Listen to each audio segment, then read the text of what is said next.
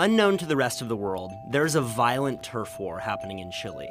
To truly understand it, you have to go all the way back to the 1500s, to the start of the Arauco War, when colonial Spaniards began to try and take control of Araucanía, a region about 450 miles south of Santiago, then occupied by numerous indigenous peoples, including the Mapuche. It was a land battle that lasted for over 280 years, and in the end, the Chilean military succeeded in taking Araucanía. And then the government, after occupying these places, they started to open up offices in Europe so they could bring settlers to this part of Chile. They would give away land. So these people from Germany, from Switzerland, came and they were given territory, free territory. All of this led to the situation that we have now. This is Nicolas Rios, a Chilean journalist covering the Mapuche story who I met up with in Santiago. He told me that around 600,000 Mapuche still live in the forested region of Araucanía, alongside small landowners who are descendants of European settlers. But since the 1980s, commercial logging companies have also moved into the area, and today, forestry is Chile's second largest export, supplying wood to countries like Argentina, Japan, and the United States. However, in the process of growth, the industry has wiped away much of the native forest that the Mapuche call home. On one hand, you have the Mapuches claiming or reclaiming the property of this land. And on the other hand, you have the relatives of those European settlers, all these people, claiming property of the land. So that's when the clashes start to happen. Clashes that turned more violent after General Pinochet seceded power in 1990. Before 1990, there was a very strong-hand dictatorship here in Chile. So nobody in the country was able to form an organization to fight for something. It was clear after meeting Nicolas that if I was really going to understand what was going on, I had to travel to Araucanía.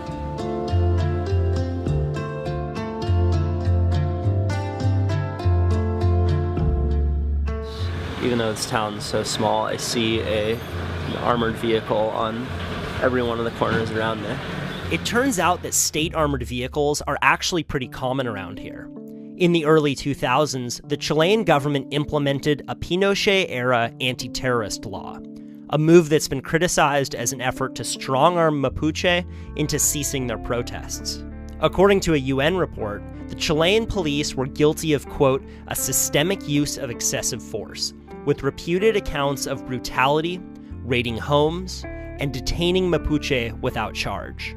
Cuando reclamamos nuestros derechos, lo que los robaron a nosotros, ellos al tiro lo mandan a apresar a uno. Por eso lo oprimen a uno y lo único que quieren ver a todos los dirigentes presos, para que uno no siga alzando la voz reclamando sus derechos. The Chilean government has in fact promised to buy back and transfer the land titles to the Mapuche. However, according to reports, these reparations have been offered piecemeal and are at an incredibly slow rate, which is why many have taken the law into their own hands. Está lo que es el pueblo mapuche, nación mapuche, territorio mapuche, y nosotros, cueste lo que cueste, le decimos vamos a recuperar la tierra que ellos lo robaron, nosotros. In the nearby community of Chonquin, that's exactly what happened. Here, Mapuche have started building illegally in an attempt to lay claim to their ancestral land. But as we found out, this strategy can backfire. When we met this Mapuche woman, she told us how the police evicted her from land that she'd built on illegally. Y aparte de eso, ese día que lo desalojaron a nosotros, me llevaron a mí y a una sobrina que está embarazada. Lo llevaron al retén de carabineros de Coyipulli. Y después nosotros tuvimos una semana y supimos que aquí un día sábado la quemaron la casa. Quemaron todo, no dejaron nada. We just visited a house that was burnt down. It feels kind of like the Wild West out here. You get the sense that these kinds of land rights issues are really up to the people who have the most money. While in Chonquin, we couldn't ignore the fact that the Mapuche aren't the only victims in this conflict. Small landowners like Sonia Villalobos also live in fear. As a descendant of European settlers who's been here for generations, she is distressed that some Mapuche have threatened to take her land away. Tengo miedo a esa gente. Usted no sabe cómo hemos sufrido acá. O sea, mi papá varias veces lo vinieron a amenazar. Él tiene 90 años, es un anciano. Y lo vinieron a amenazar acá, diciéndole que se saliera de acá, que se fuera, porque si no, sus animales, todas sus cosas. It was an interesting experience spending a day with both a Chilean family as well as a Mapuche family, both who claim to have rights to the same piece of land.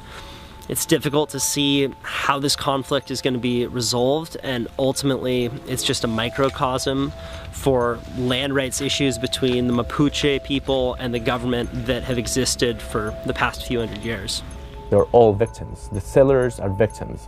The Mapuches are victims. The small farmers are victims. They're all victims here because of what the state of Chile did 120 years ago.